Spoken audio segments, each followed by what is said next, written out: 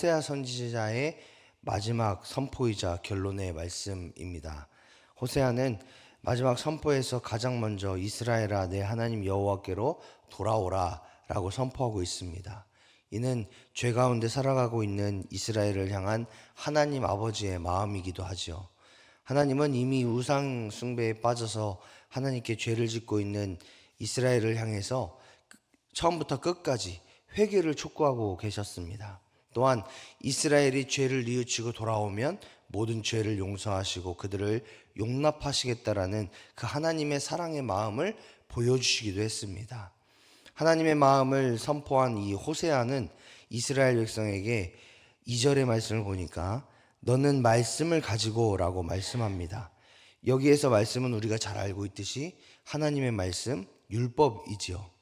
하나님의 말씀은 이스라엘이 하나님의 백성답게, 하나님의 사람답게 하나님이 원하시는 뜻대로 살아가는 매뉴얼과도 같습니다. 그래서 하나님의 백성답게 하나님의 뜻에 순종하라고 가르치고 하나님의 영광을 나타내라는 삶으로 살아가라고 교훈하는 것이 하나님의 말씀이지요. 이는 하나님의 자녀이자 백성이라는 이 정체성에 합당한 삶을 살아가는 것을 말씀하시는 동시에 백성이라면 그 길을 벗어나서는 안 된다라는 것을 말씀하고 있습니다. 또한 하나님의 말씀을 의지하는 삶을 살아가면 하나님 외에 다른 어떤 것을 의지하지 않는다라는 것도 말씀하고 있습니다. 특별히 호세아는 당시 강대국이었던 아수르를 의지하며 손으로 만든 우상을 섬기는 일도 하나님의 말씀을 온전히 따르지 않았기 때문에 그런 일들을 하는 거다라는 것을 이야기하면서 이스라엘 백성들에게 온전히 하나님의 말씀 앞에 서라. 그리고 그 말씀에 순종해라. 그 말씀대로 살아라. 그래서 하나님의 구원을 그 이스라엘 백성들이 소망할 뿐만 아니라 회복의 은혜를 경험하는 그 축복을 누려라 라고 말씀하고 있는 것이 오늘 본문의 말씀입니다. 호세아는 이스라엘이 하나님의 말씀을 붙잡으면 반드시 회복할 거라는 이 소망을 가지고 이스라엘이 하나님께 돌아오면 하나님은 반역을 고치시고 기뻐하시고 사랑하시겠다라고 그렇게 말씀하고 있습니다. 4절의 말씀을 우리 다 같이 한번 읽어볼까요? 4절입니다. 시작. 내가 그들의 반역을 고치고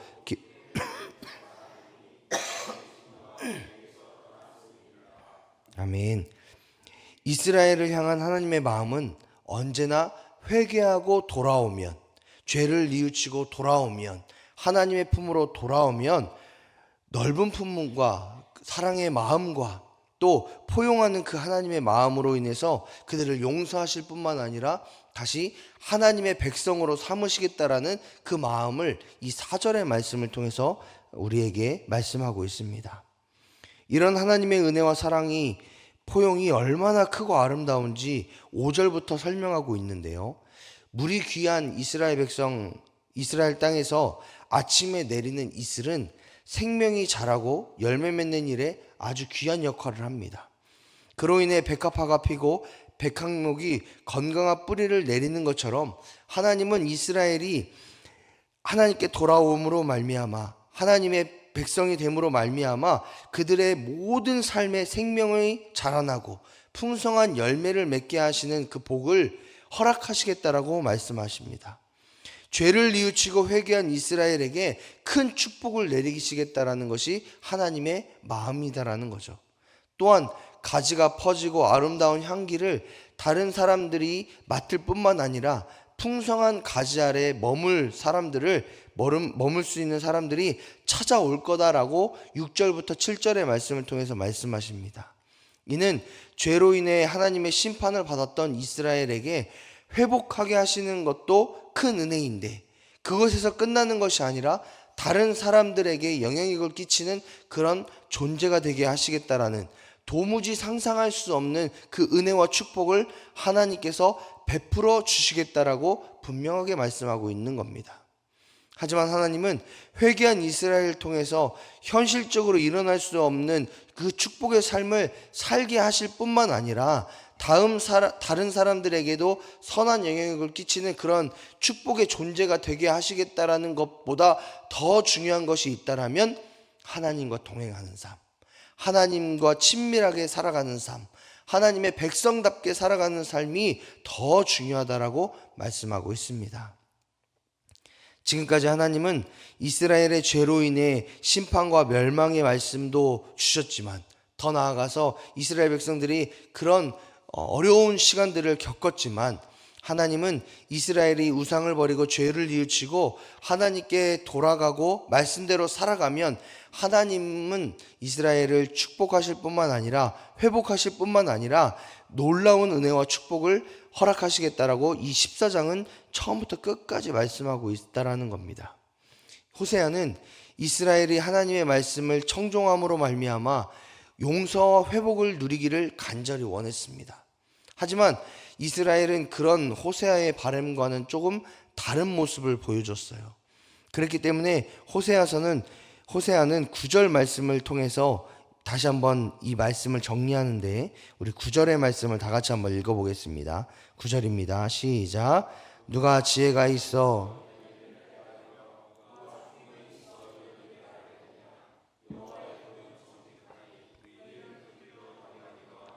그러나 죄인은 그 길에 걸려 넘어지리라. 아멘. 여기 9절의 말씀을 보니까 누가 지혜가 있어 라는 표현을 쓰고 있습니다. 구약 성경에서 지혜는 하나님을 경외하는 것을 의미합니다. 즉 하나님의 뜻에 순종하고 하나님과 날마다 동행하며 하나님의 뜻을 이루는 삶을 살아가는 것이 하나님 경외인데, 이 경외의 마음인 지혜가 있음으로 말미암아 이 호세아가 선포하는 모든 말씀을 누가 깨닫겠느냐라고 말하고 있는 것이죠. 누가 총명이 있어 이런 일을 알겠느냐, 이도 일맥상통한 말입니다. 그래서 하나님의 도를 따르고 하나님의 말씀을 따르고 하나님 앞에 정직한 사람들은 그것을 의인이라고 표현하는데, 의인은 하나님께서 예비하시고 하나님께서 정하신 그 길을 걸어간다.